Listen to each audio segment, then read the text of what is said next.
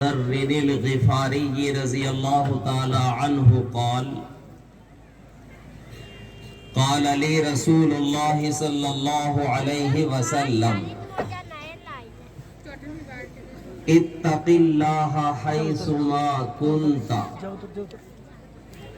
واتبع السیئۃ الحسنۃ تمحها وخالق الناس بخلق حسن او کما قال علیہ الصلاۃ والسلام۔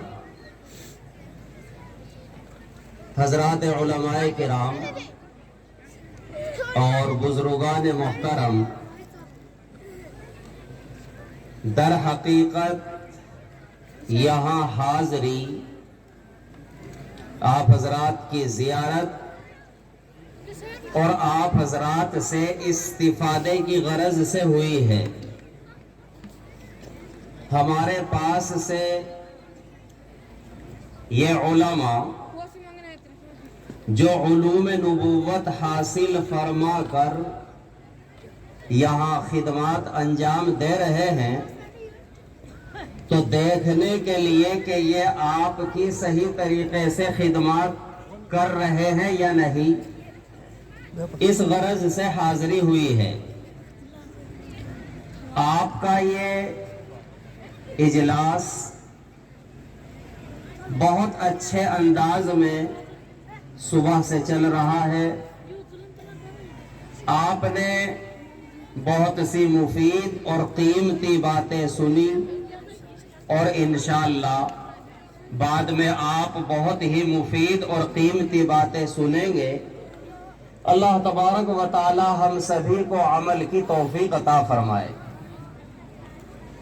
ہمارے بزرگوں کے بزرگ امام ربانی، عالم حقانی، ابو حنیفہ ثانی، حضرت مولانا رشید احمد گنگوہی نور اللہ مرقدہ سے ایک مرتبہ کسی نے عرض کیا تھا کہ حضرت، بعض مقررین کو عجیب ملکہ ہوتا ہے، بڑی مہارت ہوتی ہے، وہ جب چاہتے ہیں مجمع کو رلا دیتے ہیں اور جب چاہتے ہیں مجمع کو ہنسا دیتے ہیں۔ تو امام ربانی حضرت مولانا رشید احمد گنگوہی نور اللہ مرقدہ نے فرمایا تھا، یہ کوئی کمال کی بات نہیں، اصل کمال یہ ہے کہ دین کی بات اخلاص کے ساتھ کہی جائے اور عمل کے جذبے کے ساتھ سنی جائے۔ جو بات اخلاص کے ساتھ کہی جاتی ہے اور عمل کے جذبے کے ساتھ سنی جاتی ہے، وہ کبھی فائدے سے خالی نہیں ہوتی۔ اللہ تبارک و تعالی ہم کہنے والوں میں اخلاص کی صفت پیدا فرمائے، اور اللہ تبارک و تعالی ہم سبھی میں عمل کا جذبہ پیدا فرمائے۔ میرے شیخ و مرشد، پیر و مربی حضرت مولانا مفتی مظفر حسین صاحب نور اللہ مرقدہ نے ایک مرتبہ سید الطائفہ شیخ المشائخ حضرت حاجی امداد اللہ مہاجر مکی علیہ الرحمہ کا قول نقل کیا۔ میں اس مدرسہ اسرار العلوم کی اور آپ حضرات کی خدمت کی مناسبت سے حاجی امداد اللہ مہاجر مکی علیہ الرحمہ کا وہ قول نقل کر رہا ہوں۔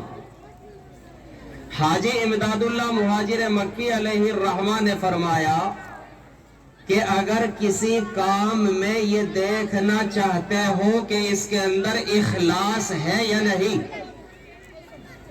تو یہ دیکھ لیجئے کہ اس کام میں ترقی ہو رہی ہے یا نہیں۔ جس کام میں روز بروز ترقی ہو رہی ہے، یہ دلیل ہے، ضمانت ہے اس بات کی کہ اس کام میں اخلاص موجود ہے۔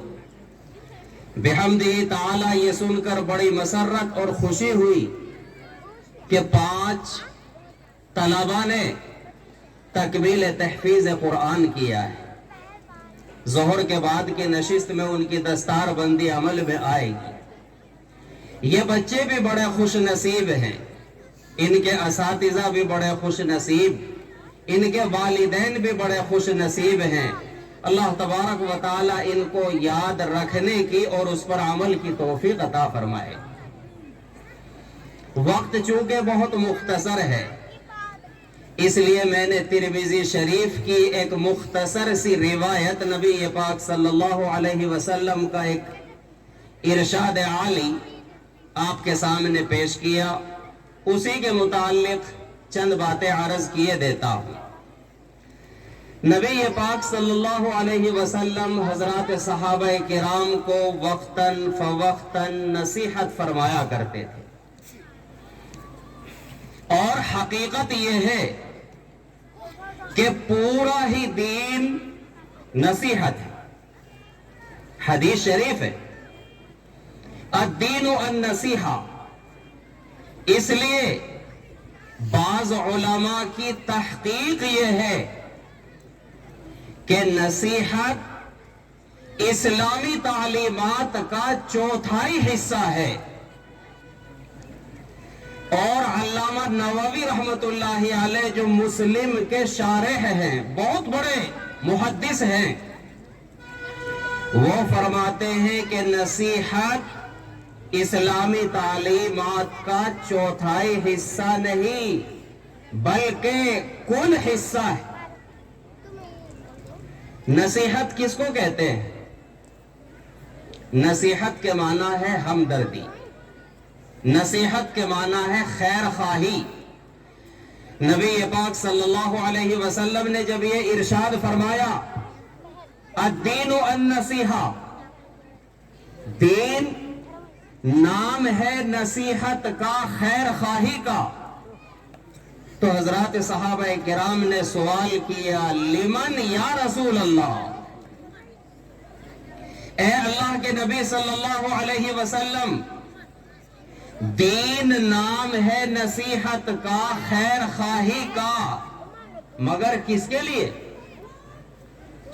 سرکار دو عالم صلی اللہ علیہ وسلم نے تفصیل بیان فرمائی للہ ولی کتابہ ولی ائمۃ المسلمین وعامتہم. دین نصیحت ہے، خیر خواہی ہے. اور علماء کرام جانتے ہیں کہ جس طریقے سے لفظ صلاۃ کے نسبت سے معنی بدلتے ہیں، اسی طریقے سے نصیحت کے بھی نسبت بدلنے سے معنی بدلتے ہیں.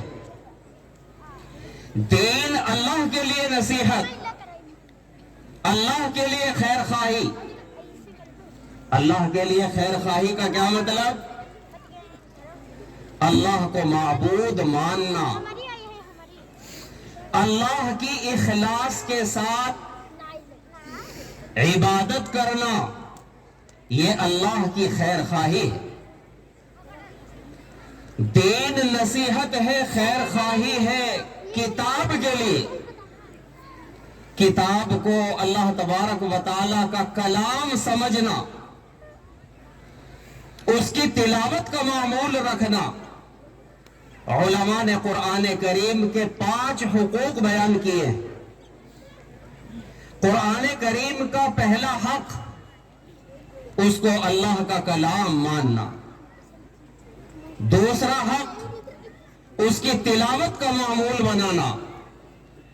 اور تیسرا حق اس کے معانی سمجھنے کی کوشش کرنا، مراد باری تعالیٰ کو جاننے کی کوشش میں رہنا. اور چوتھا حق اس کے بتلائے گئے احکام پر عمل کرنا. اور 5واں حق وہ احکام دوسروں تک پہنچانا. یہ کتاب اللہ کی خیر خواہی اور ہمدردی ہے. ولی ائمۃ المسلمین، اسلامی حکمرانوں کی خیر خواہی، جائز امور میں ان کی اطاعت اور فرمانبرداری کرنا. اور عام مسلمانوں کی ہمدردی، ہمیشہ ان کی خیر خواہی میں قدم اٹھانا. علامہ طبرانی رحمت اللہ علیہ بہت بڑے محدث ہیں، وہ حضرت جریر رضی اللہ تعالیٰ عنہ کا واقعہ ذکر فرماتے ہیں۔ حضرت جریر صحابی رسول ہیں، اپنے خادم کو مارکیٹ کے اندر، منڈی کے اندر گھوڑا خریدنے کے لیے بھیجتے ہیں۔ حضرت جریر کے خادم منڈی سے 300 درہم میں ایک گھوڑا خرید کر کے لاتے ہیں اور مالک کو بھی ساتھ ہی لے آتے ہیں تاکہ قیمت براہ راست حضرت جریر کے ہاتھوں سے دلوائیں۔ آ کر کے بتلاتے ہیں کہ اے صحابی رسول صلی اللہ علیہ وسلم، میں نے آپ کی ہدایت کے مطابق آپ کے لیے 300 درہم میں یہ گھوڑا خرید لیا ہے، ان کو پیسے دے دیجئے۔ حضرت جریر رضی اللہ تعالیٰ عنہ نے گھوڑے کو اوپر سے نیچے تک دیکھا، دیکھ کر کے دل نے فیصلہ لیا یہ گھوڑا 300 درہم کی قیمت کا نہیں ہے۔ اس گھوڑے کا مالک بھولا بھالا معلوم ہوتا ہے، سیدھا سادہ معلوم ہوتا ہے، اسے شاید منڈی کے ریٹ کا پتہ نہیں، اسے غلط فہمی ہو رہی ہے، یہ 300 درہم میں ایسا اچھا گھوڑا دینے کے لیے کیسے تیار ہو گیا؟ حضرت جریر گھوڑے کے مالک سے کہتے ہیں، آپ نے یہ گھوڑا 300 درہم کے عوض بیچا ہے؟ جی میں نے 300 درہم کے عوض بیچ دیا ہے، پیسے لینے کے لیے آیا ہوں۔ حضرت جریر فرماتے ہیں، کیا آپ اس کے 400 درہم لینا چاہیں گے؟ مالک کہتا ہے کہ کون بے وقوف اپنے سامان کی زیادہ قیمت لینا پسند نہیں کرے گا، 400 میں تو بڑی اور خوشی کی بات ہے۔ حضرت جریر فرماتے ہیں 500 لینا چاہیں گے، 600 لینا چاہیں گے، 700 لینا چاہیں گے، 800 لینا چاہیں گے؟ حضرت جریر نے، علامہ طبرانی نے لکھا ہے، 800 درہم لے کر گھوڑا خریدا۔ کسی نے حضرت جریر رضی اللہ تعالیٰ عنہ سے پوچھا، مالک 300 میں بیچنے کے لیے تیار، بیچ چکا، رضامند ہے، خوش دلی کے ساتھ میں 300 روپے میں سودا ہو گیا، آپ نے 800 درہم دیے ہیں۔ حضرت جریر نے فرمایا، آج کی تاریخ میں اس گھوڑے کی مارکیٹ کے اندر قیمت 800 درہم ہی ہے۔ یہ ایک اسلامی تعلیم کے نقطۂ نظر سے اپنے مسلمان بھائی کی ہمدردی اور خیر خواہی کے تقاضے کے خلاف ہوتا کہ جس شخص کو اپنی چیز کی قیمت کا پتہ نہیں، اس کو دھوکے میں رکھ کر کے اس کی اس بھولے پن اور سیدھے پن سے غلط اور ناجائز فائدہ اٹھایا جائے، یہ اسلامی تعلیمات کے خلاف۔ بہرحال نبی پاک صلی اللہ علیہ وسلم وقتاً فوقتاً حضرات صحابہ کرام کو نصیحت فرمایا کرتے تھے۔ پورا دین نصیحت ہے، دین کی کوئی بات دیکھ لیجئے، اس میں ہماری ہمدردی اور خیر خواہی مضمر ملے گی۔ ایک صحابی ہے حضرت ابو ذر رضی اللہ تعالی عنہ، ایک مرتبہ نبی پاک صلی اللہ علیہ وسلم نے ان کو 3 نصیحتیں فرمائی تھی۔ دنیا کا ہر ایک مسلمان یہ بات جانتا بھی ہے اور بخوبی مانتا بھی ہے کہ نبی پاک صلی اللہ علیہ وسلم نے جو نصیحتیں حضرات صحابہ کرام کو کی ہیں وہ انہی تک کے لیے محدود نہیں، وہ نصیحتیں ہمارے لیے بھی ہیں اور قیامت تک آنے والی پوری نسل انسانیت کے لیے وہ نصیحتیں کی گئی ہیں۔ سرکار دو عالم صلی اللہ علیہ وسلم نے حضرت ابو ذر غفاری رضی اللہ تعالی عنہ کو پہلی نصیحت فرمائی، اتق اللہ حیث ما کنت، تم چاہے جہاں ہو، خلوت میں ہو، جلوت میں ہو، سفر میں ہو، حضر میں ہو، ہر حال میں اللہ سے ڈرتے رہنا۔ اللہ سے ڈرنے کا کیا مطلب ہے؟ تقوی کسے کہتے ہیں؟ حضرات علماء نے اس کی بڑی تفاصیل بیان کی ہے۔ تفصیل کا موقع نہیں، ان تفاصیل کا جو لب لباب ہے، اس کا جو خلاصہ ہے، اس کا جو نچوڑ ہے، وہ ایک عربی شاعر نے اپنے اس شعر میں بیان کیا ہے۔ خلی الذنوب صغیرہا و کبیرہا ذاک التقی، چھوٹے بڑے تمام گناہوں کو چھوڑ دیجئے، گناہوں سے اپنے دل کے اندر نفرت بٹھا لیجئے، اللہ سے پکی سچی توبہ کر لیجئے، بس تقوی کا ماحصل اور اس کا نچوڑ یہی ہے۔ اور جس طریقے سے خاردار زمین پر چلتے وقت، ایسی زمین پر پاؤں رکھتے وقت جہاں کانٹے پڑے ہوئے ہوں، انسان کئی بار سوچتا ہے اور دیکھ کر سنبھل کر کے قدم رکھتا ہے، تو زندگی گناہوں سے بچ کر اس طرح سنبھل کر کے گزارو۔ اور یاد رکھنا، کبھی کسی چھوٹے گناہ کو معمولی نہ سمجھنا۔ لا تحقرن صغیرۃ ان الجبال من الحصى، چھوٹی چھوٹی کنکریوں سے مل کر پہاڑ بن جاتا ہے۔ تو چھوٹے بڑے تمام گناہوں سے دل کے اندر نفرت بٹھا لیجئے۔ دوسری نصیحت فرمائی، وَأَتْبِعِ السَّيِّئَةَ الْحَسَنَةَ تَمْحُهَا، برائی کے قریب نہیں جانا، برائی سے دور رہنا ہے، لیکن انسان ہے، بتقاضۂ بشریت کبھی کوئی غلطی، کبھی کوئی گناہ ہو سکتا ہے۔ تو اگر کبھی کوئی گناہ ہو جائے، اس کے فوراً بعد کوئی نیکی کر لینا، نیکی کر لینے سے فائدہ یہ ہوگا کہ نیکی گناہوں کے اثر کو ختم کر دے گی۔ عربی عبارات میں گناہوں کے لیے 4 لفظ بولے جاتے ہیں۔ نبی صلی اللہ علیہ وسلم نے حضرت ابو ذر غفاری رضی اللہ تعالیٰ عنہ کو ایک خاص موقع پر یہ 3 نصیحتیں فرمائی تھی۔ ہمیشہ اللہ سے ڈرتے رہنا، اگر کبھی کوئی برائی ہو جائے تو اس کے بعد میں نیک عمل کر لینا، نیک عمل کر لینے کی برکت سے گناہ کے جو اثرات ہیں وہ سب ختم ہو جائیں گے، اور حسن اخلاق اپنانا۔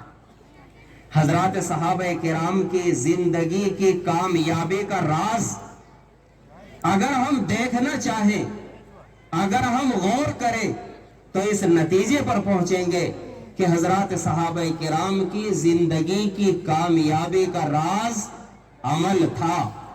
ادھر سنا، ادھر فوراً عمل شروع۔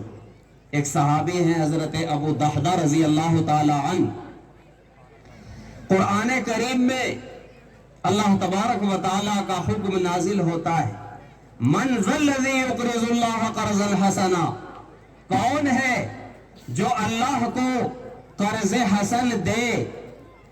اللہ کو قرض حسن کی ضرورت ہے، کون ہے جو اللہ کو قرض حسن دے؟ ابو دحدہ رضی اللہ تعالیٰ عنہ نے جب یہ آیت سنی، نبی پاک صلی اللہ علیہ وسلم سے فرمایا، اے اللہ کے نبی صلی اللہ علیہ وسلم، اللہ ہم سے قرض مانگ رہا ہے، آپ ہاتھ پھیلائیے اور میں آپ کے ہاتھ پر یہ بیعت لے رہا ہوں کہ میرا جو فلاں باغ ہے کھجوروں کا، وہ میں نے اللہ کو اللہ کے راستے میں قرض دے دیا ہے۔ حضرت عبداللہ ابن مسعود رضی اللہ تعالیٰ عنہ فرماتے ہیں کہ یہ ابو دحدہ کا کوئی معمولی باغ نہیں تھا، کھجور کے اس باغ کے اندر 600 درخت تھے۔